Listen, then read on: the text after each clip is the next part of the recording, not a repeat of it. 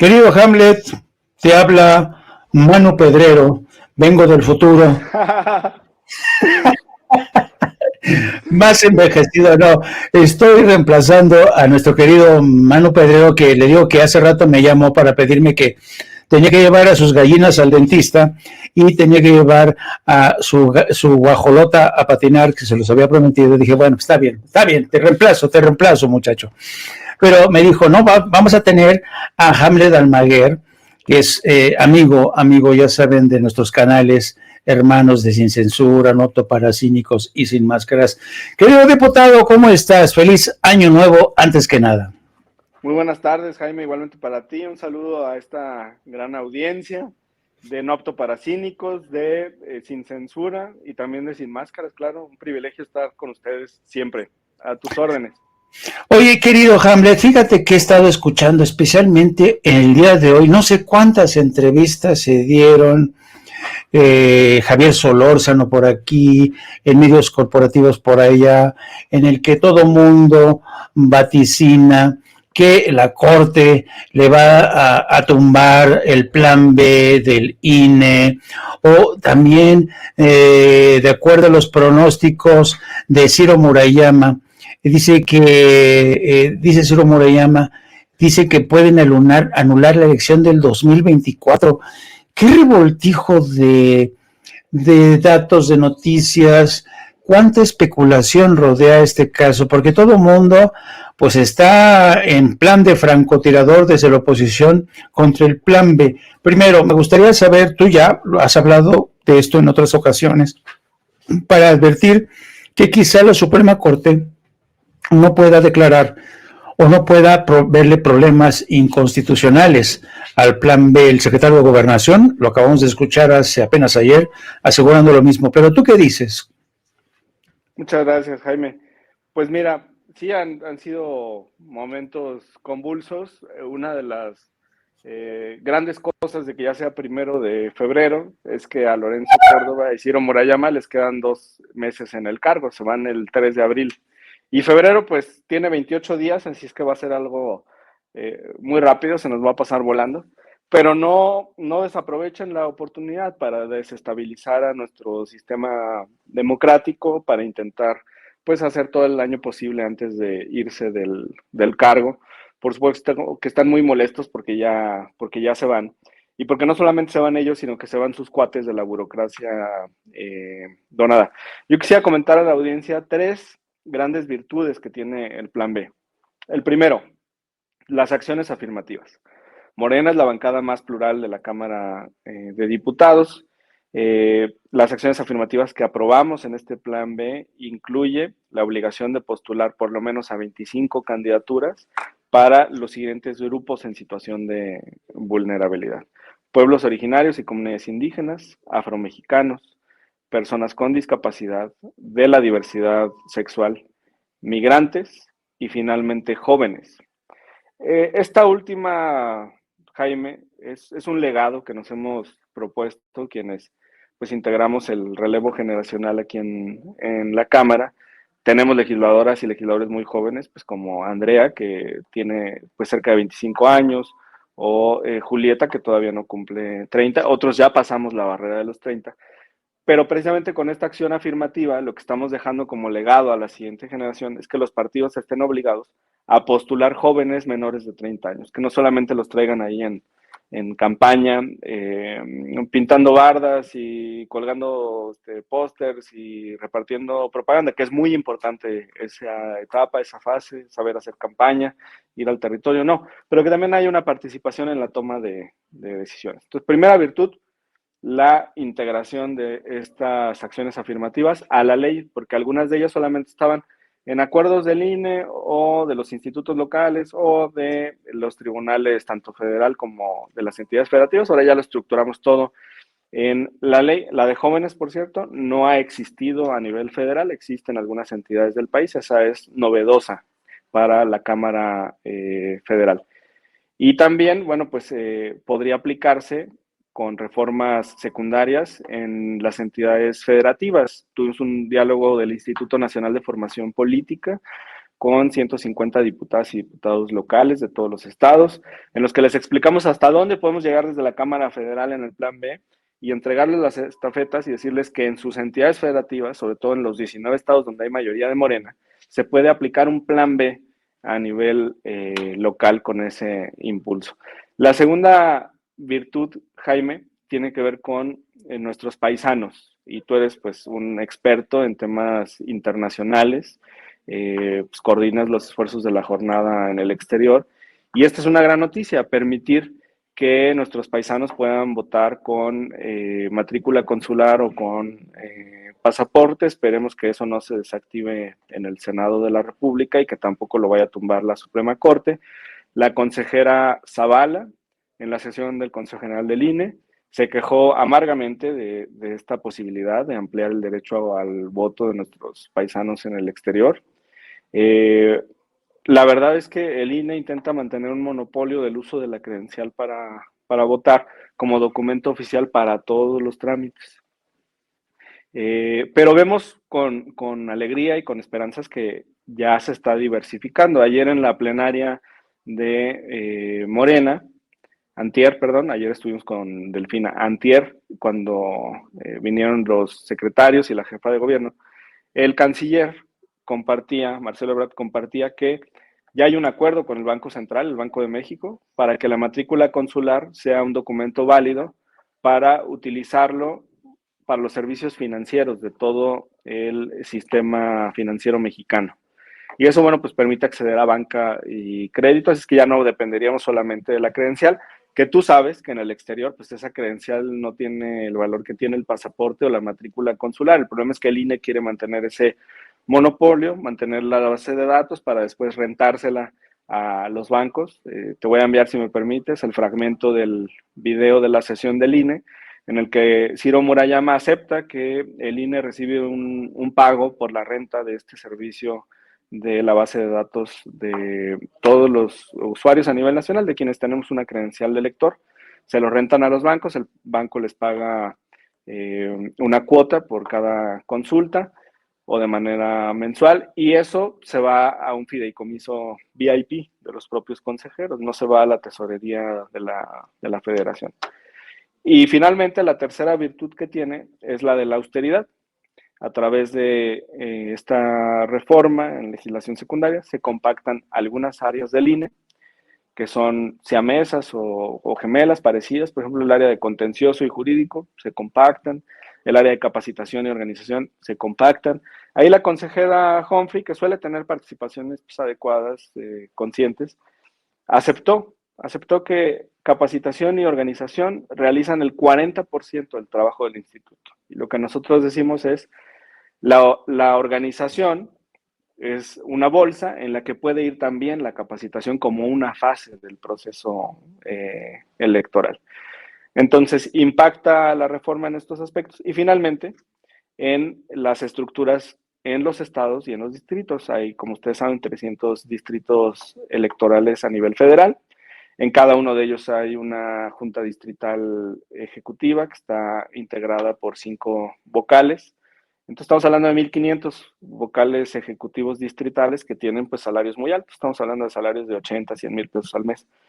Y a través de esta modificación solamente se queda un responsable por distrito a cargo de las funciones que sí realiza el instituto permanentemente. ¿Y cuál es esa función? El Registro Federal de Electores, la expedición de las credenciales para votar. O sea, en eso consiste, Jaime, nuestro amable auditorio, la reforma del plan B. Y obviamente la oposición pues está intentando boicotearla, incluidos los consejeros, porque ellos han colocado a estos vocales ejecutivos, son sus amigos. Y obviamente tienen ahí a mucha gente becada. Porque ¿qué hace un vocal de organización o de capacitación cuando no hay proceso electoral? El vocal del Registro Federal de Electores, ese cuate sí trabaja todo el año, porque tiene que estar actualizando el sistema, digo, con todo su equipo, obviamente, con los miles de trabajadores del INE que están en los módulos, pero el vocal de organización, el vocal de capacitación, ¿qué hace mientras no hay proceso electoral? El proceso electoral del siguiente año, del 24, inicia en septiembre de este año. Entonces, incluso en el 23 tienes 9 meses en los que no hay proceso, Jaime. Así es más o menos como está la estructura y lo que estamos modificando con este plan B. Ahora bien, querido Hamlet, hoy Ciro Murayama publica un artículo en el diario Reforma en el titulado como Plan B, buscan anular las elecciones en 2024, y este es el primer párrafo que dice así: inicia el periodo legislativo y es inminente la aprobación de la reforma electoral del gobierno, la cual incluye disposiciones que, de prosperar, pueden llevarnos al delicado extremo de provocar la nulidad de los comicios. Ahí viene el lobo. Mira, Jaime, leí con atención esa columna y él manifiesta pues 3 objeciones, muy ridículas, por cierto. La última, ahí lo vas a ver en los párrafos finales, hace alusión a la posible sustitución de representantes de los partidos políticos hasta 48 horas de la jornada. En este momento, las modificaciones se pueden hacer 13 días antes de manera ordinaria o 10 en casos de emergencia. Pero es que los consejeros, Jaime, no han entendido que este mundo ya cambió y que tenemos tecnología. En tiempo real, el INE podría en su plataforma, porque la tiene incluso aplicaciones del Instituto Nacional Electoral, tener el listado de los representantes de los partidos políticos. Los presidentes de las mesas directivas de casilla o los secretarios o los escrutadores podrían en tiempo real, el día de la jornada, consultar esta aplicación y revisar si la persona que llega y se presenta como pues, el representante de Morena o de PT o del Verde es quien está autorizado conforme a estas modificaciones. Y a mí 48 horas de anticipación se me hacen muy prudentes para que el instituto pueda hacer las altas y las bajas en el sistema y se entregue a través de la plataforma listado. Y todo el mundo te da claridad de quién tiene que estar ahí el día de la jornada electoral. Incluso podría publicarse también en el portal oficial del instituto. Y las otras 2 objeciones están relacionadas con lo que ya comentaba anteriormente. Entonces, en realidad no tiene fundamento su aseveración y pues quieren asustar a la ciudadanía, la están motivando a que presenten amparos. Esto salió en notas de Milenio, de Reforma y de W Radio, donde Lorenzo llama a que la gente se ampare. Y después lo siguió en esta aventura Claudio X González, que pues es el patrón de los perenistas. Y la ley de amparo es muy clara, el amparo no procede en materia electoral y la Suprema Corte ya se pronunció, lo puse ahí en mis redes sociales, en Twitter. Ahora también están planteando el tema de la controversia constitucional. Es muy clara la ley reglamentaria del 105 que regula las controversias constitucionales, que no hay procedencia de controversias constitucionales en materia electoral. La única vía que tienen para impugnar esta reforma, el plan B, es la de la acción de inconstitucionalidad. ¿Quién puede presentar acciones de inconstitucionalidad? Eso también está en el artículo 105. Lo pueden presentar los partidos políticos con registro nacional y ahí la coalición va por Claudio, ya de manera individual ha presentado sus impugnaciones, aunque pues son machotes, es copy-paste de los argumentos de los demás. Lo pueden presentar las minorías parlamentarias, o sea, el 33% de los integrantes de la Cámara y del Senado de la República, y en ese proceso estamos. Entonces, la Suprema Corte es quien en realidad va a conocer de este tema. ¿Qué están intentando? Primero, asustar a la gente. Segundo, desinformarla. Y tercero, impulsarlos a que presenten amparos cuando saben que no pueden proceder, que no van a ningún lado. Lo que están buscando es que alguno de los cerca de 400 jueces federales que hay en el país en materia administrativa se vaya con la finta y dicte una suspensión en contra de la reforma electoral. Yo le diría a los jueces federales que hay jurisprudencia de la Suprema Corte que dice que no hay amparo en materia electoral y que entonces si alguno de ellos admite una demanda de amparo en contra de la reforma del Plan B, pues está violando no solamente la ley y la Constitución, sino que además está incurriendo en un delito contra la Administración de Justicia y en una causa de responsabilidad administrativa. ¿Por qué? Porque si la Corte, que es el órgano cúspide del Poder Judicial, ya emitió un criterio, ese criterio es vinculante para todos los que están abajo, magistrados de circuito, unitarios y también jueces federales en todas sus escalas y a nivel nacional. Entonces, si hay jurisprudencia, ellos están obligados a aplicar la jurisprudencia de la Corte y desechar todas estas demandas de amparo. Entonces, pues es un mensaje para invitarlos a que no se dejen llevar por estas cuestiones. Y sobre la nulidad de la elección, por supuesto que no tiene ningún caso. O sea, ellos están aseverando que por esta sustitución de funcionarios, de representantes de los partidos, se pueden caer las casillas y entonces se puede anular la elección. O sea, es algo absurdo. No conocen la materia electoral o quieren sorprender a la ciudadanía, Jaime. Interesante, pues como siempre te agradezco, siempre tú tienes este talento, querido Hamlet, de ser muy didáctico a la hora de explicar cosas complejas, cosas que pues el común de los mortales no manejamos, no, tú eres un experto en derecho constitucional y por eso acudimos a ti para ver si hasta qué punto, como decía el secretario de Gobernación, la oposición sigue espantando con el tapete del muerto, con el petate del muerto, perdón, y creo que esa es la intención. Querido Hamlet, te mando un abrazo, gracias por estar aquí en este espacio de Sin Máscaras, te doy las gracias en nombre de nuestro querido Manuel Pedrero y hasta la otra, querido amigo.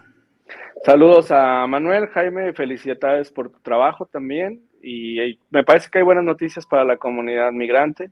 Hay que defender esta expansión del voto. Como comentario final, a mí me parece que el senador Monreal está boicoteando esta posibilidad de voto desde el extranjero con matrícula consular y con pasaporte, porque Zacatecas es uno de los estados que lamentablemente pues, ha tenido una mayor migración por parte de sus ciudadanos. Efectivamente. Y si se les deja que participen masivamente desde el extranjero, ¿tú crees que van a apoyar a gobiernos emanados de grupos que han ocasionado esa crisis a nivel local? Digo, ellos tienen gobernando Zacatecas décadas. Entonces, precisamente esos mexicanos que están en el extranjero, pues no están contentos con cómo han gobernado los Monreal. Y esa es la razón por la cual podría estar boicoteando el voto desde el extranjero. Pero nosotros vamos a insistir. Y si el Senado elimina esta cláusula, Jaime, nosotros vamos a volver a presentar aquí en la Cámara de Diputados esa iniciativa para que se permita que nuestros paisanos voten con matrícula, con pasaporte y que lo hagan por dispositivos electrónicos, Jaime. Muy buena tarde para todos. Me encuentran en Twitter como Hamlet-Almaguer, ahí vamos a estar informándoles. Y hoy dimos también una conferencia sobre este tema y la pueden encontrar en YouTube, en el canal de la Cámara de Diputados. Muy buena tarde.